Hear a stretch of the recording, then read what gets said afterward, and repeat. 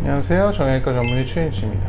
이번 시간에는 연골판 파열에 대해서 한번 수술 사례나 이런 걸 보고 말씀드리려고 하는데요. 환자분들한테 이제 무릎에 연골판이 손상이 돼서 연골판 수술을 해야 됩니다 라고 말씀을 드리면 연골판이 뭐지? 연골판 때문에 수술까지는 해야 되나? 근데 이게 왜 계속 아프지? 이렇게 얘기하는데 되게 연골판 파열에 수술하는 경우는 이 환자분도 그랬었지만 대개는 20대, 30대, 40대 이렇게 젊은 분들이 조금 더 많은 것 같습니다. 왜 그러냐면 이게 50대, 60대에도 연골판 파열이 있습니다. 하지만 50, 60대 연골판 파열은 대개는 퇴행성 파열이기 때문에 수술하는 사례들보다는 주사나 약물 치료하는 경우들이 더 많은데요. 젊은 분들은 대개는 운동하다가 삐끗하거나 이러고 나서 이럴 때 통증이 생겼을 때 그런 경우들이 많은데요. 38세 남자 환자분이고 이분은 축구를 하시다가 갑자기 왼쪽 무릎 안쪽이 좀 아파지셨습니다. 근데 통증이 있는지는 한 달, 두 달 정도 됐는데 그렇게 많이 심하지 않았고 축구나 이런 걸 안 하면 일상생활을 할 만하고 이래서 그냥 지내셨는데 축구를 하면 점점점 통증이 더 심해지면서 무릎이 자꾸 부어오르는 그런 통증으로 저한테 오셨고요. 이게 MRI나 이런 걸 찍어보면 이게 이쪽은 환자분의 무릎의 바깥쪽인데요. 뼈랑 뼈 사이에 새까맣게 보이는 게 연골판입니다. 연골판이라는 건 어떻게 보면 뼈랑 뼈 사이에 있는 방석이라고 생각하시면 되는데요.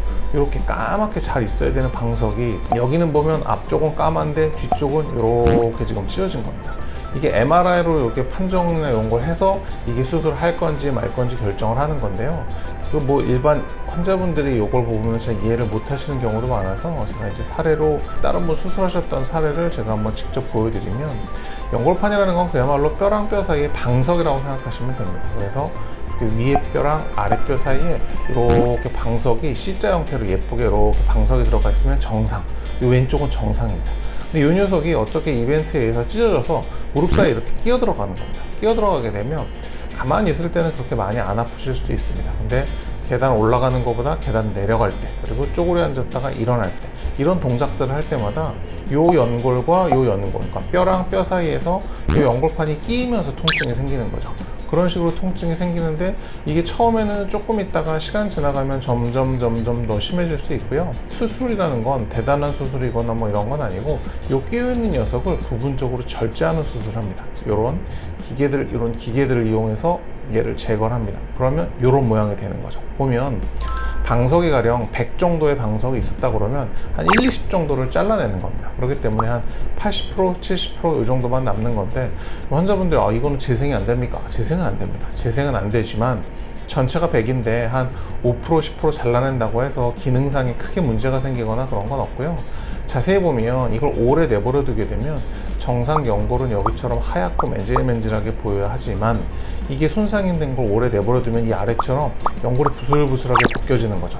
저렇게 벗겨진 녀석을 오래 내버려 두다 보면 관절염 쪽으로 점점 진행하는 거기 때문에 만약에 MRI나 이런 걸 찍어봤는데 연골판 파열이 이런 식으로 끼어 들어가는 양상이거나 통증이 심한 양상이라고 하면 내시경을 통해서 이걸 이렇게 절제해내는 게 좋고요. 이 수술 자체는 글쎄요 10분, 15분 정도면 끝나는 수술이긴 하지만 어쨌든 피부에 뭔가 상처가 나도 긁어내도 아픈데 무릎 안에 속살에 이렇게 문제가 생긴 데를 긁어내고 나면 한 1, 2주 정도는 좀 뻐근할 수 있습니다. 그렇기 때문에 그 시간이 좀 지나고 나면 일상생활 하는 데는 크게 문제는 없으실 거고요. 환자분들 되게 젊은 분들은 이렇게 뭔가 운동을 하고 나서 무릎이 조금 아프거나 해도 이러다 말겠지 이렇게 지내시는 분들이 꽤 많은 것 같습니다.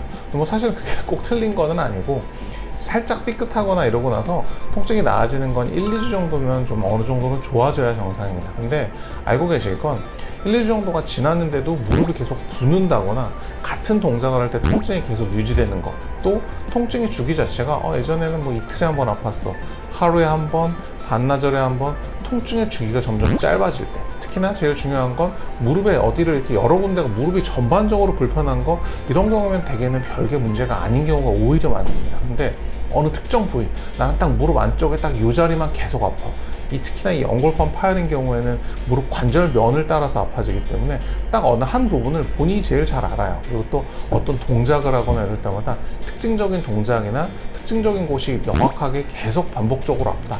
그렇다 그러면 이 녀석일 가능성이 꽤 높습니다. 그렇기 때문에 그래서 이런 종류의 수술을 이렇게 하게 됐고 마지막에 이제 수술 끝나고 나서는 2주 정도까지는 긁어놓은 자리가 있기 때문에 좀 뻐근하실 수가 있지만 2주가 지나고 나면 다시 운동을 하거나 이런 데 복귀하실 정도로 통증이 많이 없어지셨습니다. 반월상 연골판 절제술을 고려 중에 있는 환자분들한테 이 영상이 도움이 되셨으면 좋겠습니다. 감사합니다.